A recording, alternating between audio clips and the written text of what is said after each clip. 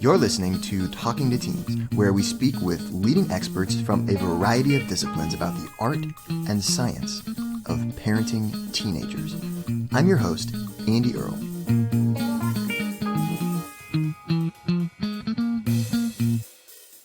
We're here today with Lucy Maddox. She is the author of the new book, Blueprint: How Our Childhood Makes Us Who We Are.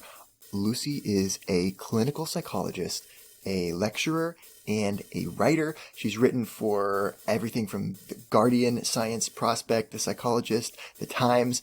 She currently is working with children and teenagers, and she has a practice in Bristol, England, and she also is an expert in cognitive behavioral therapy, and she has a brand new podcast called Let's Talk CBT. Lucy, thank you so much for being here today. Really excited to talk about your book and research. Pleasure. Really nice to be with you. So this book is a beast. It must have taken you so much time to write. I mean, the notes section is like staggering. What on earth inspired you to want to do that to yourself? I actually really loved writing it. I got the idea for writing it because I lectured for 5 years at the Anna Freud Centre in London. It's part of University College London, and lectured on child development and also convened other lecturers to come and speak about it. So I was always always relating some of the experiments both to my clinical practice with teenagers and young people, but also to myself narcissistically. So thinking about kind of how our childhoods shape us later on, and also how it's not quite set in stone, I think.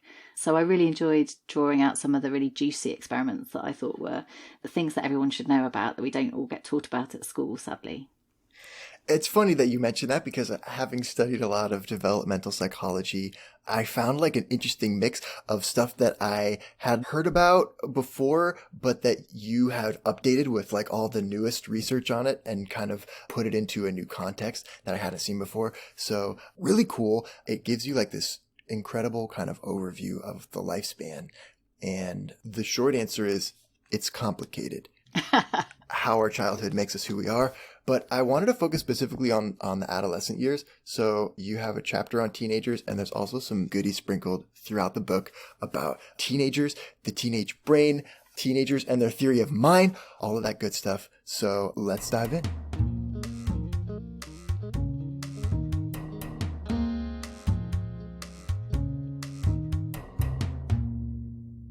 One thing that I'm really big on is how parents can kind of teach teenagers social skills, or help teenagers to build skills that will help them to build a peer group that will be more supportive and not be pulling them in kind of negative directions and stuff like that.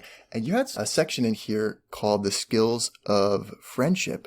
And a part of it is about kind of this idea that we tend to like people who are funny. So there's this impulse that if we want people to like us, that we try to be funny and we try to make them laugh, but that actually maybe that's not the best approach.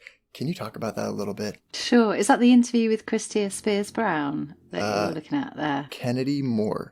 Oh, great. Yeah. Okay. So yes, so she talks really nicely about how it's sort of easy sometimes for children to want to fit in and kind of follow the lead of their peers. So exactly like you say, kind of trying to be funny, trying to make a joke, but sometimes that can go a little bit wrong. And as grown-ups, we know sometimes a joke can fall flat as well, and you can accidentally end up being a bit offensive.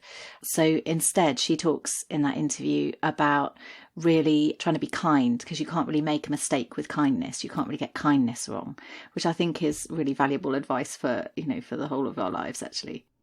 So like in reading this, it makes me think like, so how would you introduce this idea to a teenager? Because, the key to giving advice to teenagers is that they don't like to receive advice. It's a tricky one. I know as a teenager, if my mom would have been telling me advice on how to make friends, I probably would reject that. So I always try to think of ways that things could be framed in a non-reactance inducing manner. I wonder how we could kind of get this value of kindness or teach that lesson to a teenager without maybe saying it directly. I think often it's really helpful when teenagers have already brought up a tricky subject, and then you Yeah. kind of got it up your sleeve really to kind of come in with. And I Mm. think often when you're driving along in the car or kind of doing something else, is quite a good time to be offering a small bite-sized piece of advice, because that's a time That's when you're cool. not kind of looking directly at each other, but you've got something else to focus on, and somehow the pressure's kind of taken off in those kind of situations, I think. But I think as well, if you can relate it to the here and now for teenagers and to their peer group, you know, how they have felt when a friend has made a joke which had perhaps has missed the mark a little bit.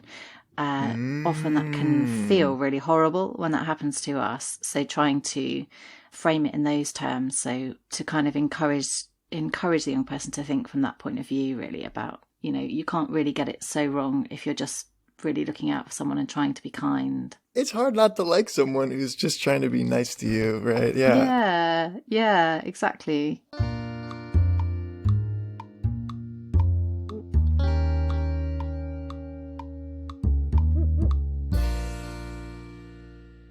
I like this idea of always trying to have things up your sleeve. So where do you find things like that, and how detailed would you plan them out? Right? Because you want to kind of be spontaneous. You don't want to have like a memorized, because I feel like as List. parents, that's kind of how a lot of times what we do, we have something that's so important that we want to communicate. Like, you know, oh, hey, I need to teach my teenager about how to make friends by, you know, being nice to people. And so planning, like, how am I going to say this? But so there's a fine line to walk between like thinking about it or planning a little bit that this is like a topic that you want to talk about or a lesson that you want to teach, but then not necessarily planning it to the extent of, okay, today I'm going to tell her this thing and use these words. Okay, so those things up your sleeve, what level of detail do you think you would use for those? I mean, I guess it varies parent to parent, sort of how much people like to kind of really plan stuff. As a professional as well, actually, if you go into a session with a young person and you've really got a really strong idea in your mind of the agenda that you want to talk about in that session, the risk then is that you don't listen well enough to what actually they are bringing, which is the most important thing, actually. So it's so hard, isn't it, for parents? You know, they want to impart all this kind of life advice and make sure that their young person has you know, really got the hang of some crucial stuff, but actually there is a lot to be said for just listening really, really carefully, I think, and being able to really sit alongside whatever the dilemma is that the young person is experiencing, because we can often overlay things that we're told with our own experiences anyway, and so it's quite easy to get the wrong end of the stick, particularly if you're coming in with a kind of plan of, I must tell you this about this experience, and I must make sure you avoid this mistake that I made. And sometimes that can just be quite overwhelming, actually. But for some reason, it seems so like important to us, or life or death as parents, that we need to tell them this thing. And it's funny that you mentioned that about you're saving them from something that happened to me, because there's this idea that you talk about in your book that I thought was really cool about reminiscing. I think you call it the reminiscence bump. This idea that adolescence is kind of this time that we do remember so many more things that happen to us. And you talk about how even, you know, like when you ask people to remember things from their life, they tend to remember things from adolescence. So can you walk me through that a little bit? Why is that? And how does that work? It's kind of weird, actually. Yeah. So if you ask older people if they can name their favourite biscuit or if they can name their favourite tune from their whole of their lives, often people pick stuff from the teenage years, Huh. and they're not entirely sure why. But some researchers think that it's because this is a time when memory is laid down with more importance, and it's when our identity is formed. And this kind of chimes into this sort of fairly old theory, really, about how our identity is formed in adolescence, which I think we have to hold quite lightly, because I think there's other research that suggests that, in fact, our identities carry on forming much, much later and are much more flexible than people thought initially. But perhaps that can also be quite helpful for parents to know and to remember that some of the older ideas about identity being, you know, formed in adolescence and then that's it, have actually, they've not totally stood the test of time, really. So, you know, it's all right to make mistakes actually in adolescence, and in fact it's crucial. It's how we learn.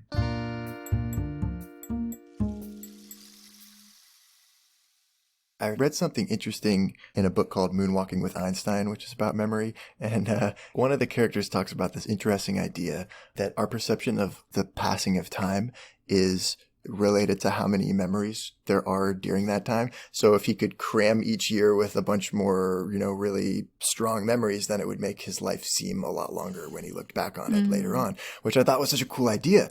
And when I read your book, it made me think about that.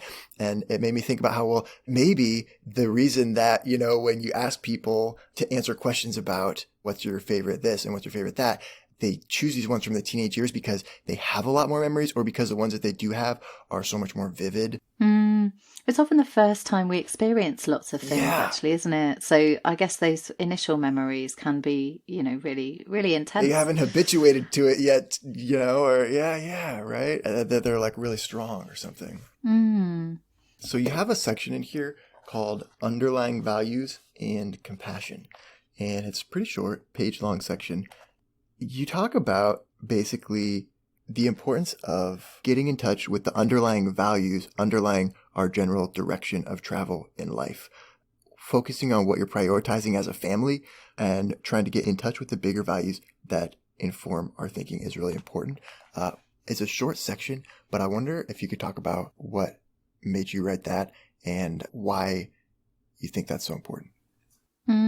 Yeah, sure. So that's that's the end of the chapter, all about behavioural principles. A chapter that I call "How to Train a Person," which is about kind of how to kind of help shape a young person's behaviour, I guess, in a way that you think is sort of pro-social or kind of helpful for the young person. So rewarding them for doing stuff that you want to see more of, and rewarding them less for stuff that you don't want to see. But I wanted to put the values bit in because I think that can sometimes really get lost if we're only looking at behavioural approaches to managing how we want somebody to be growing.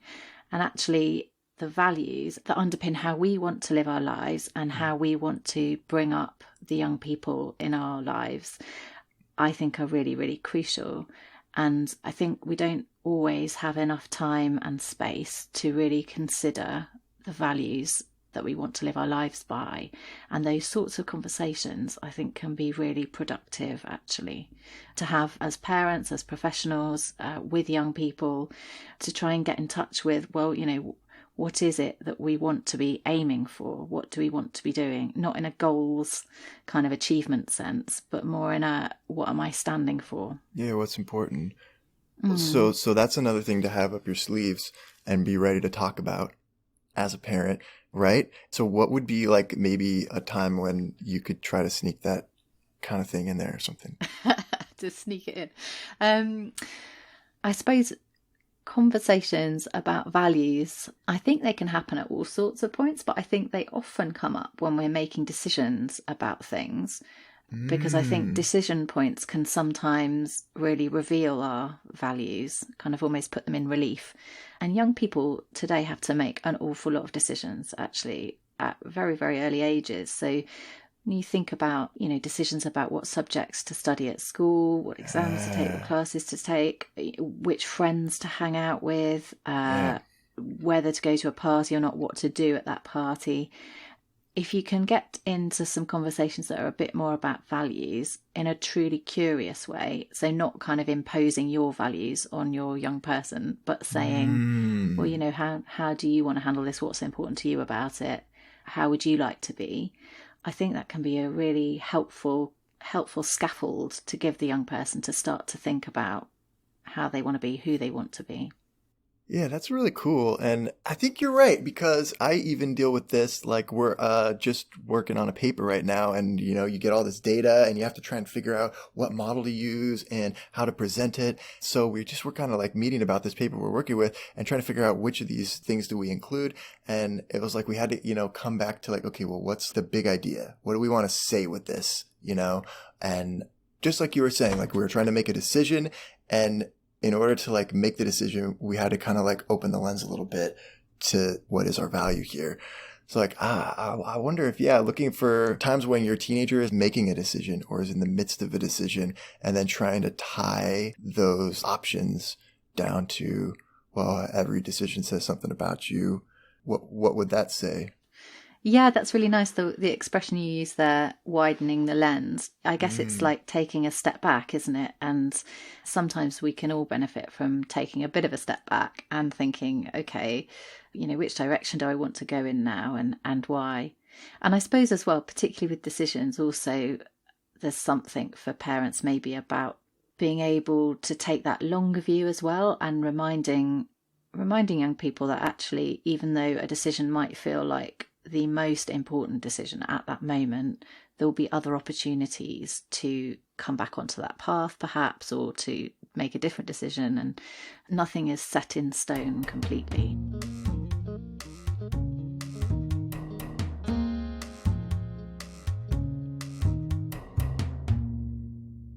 So there's a lot of talk these days about grit and resilience and perseverance and how our kids don't have enough of it.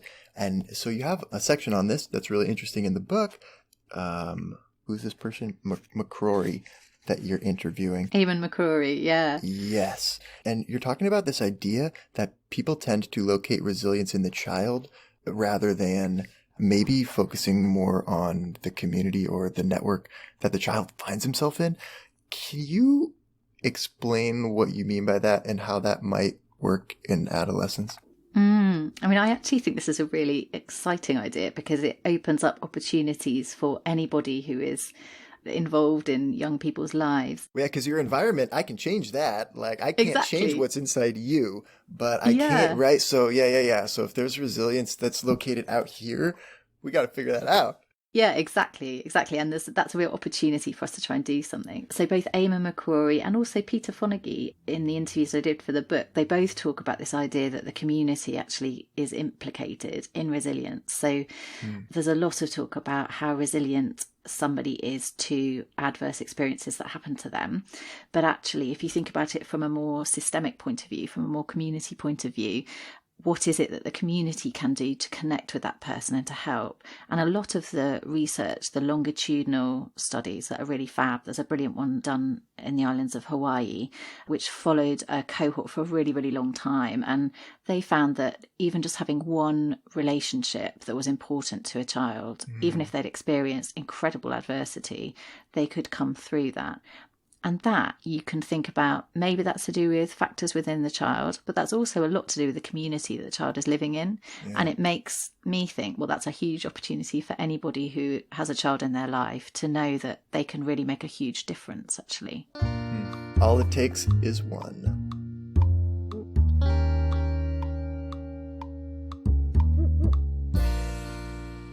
So, you talk about a study conducted in 2010 by researchers in Germany.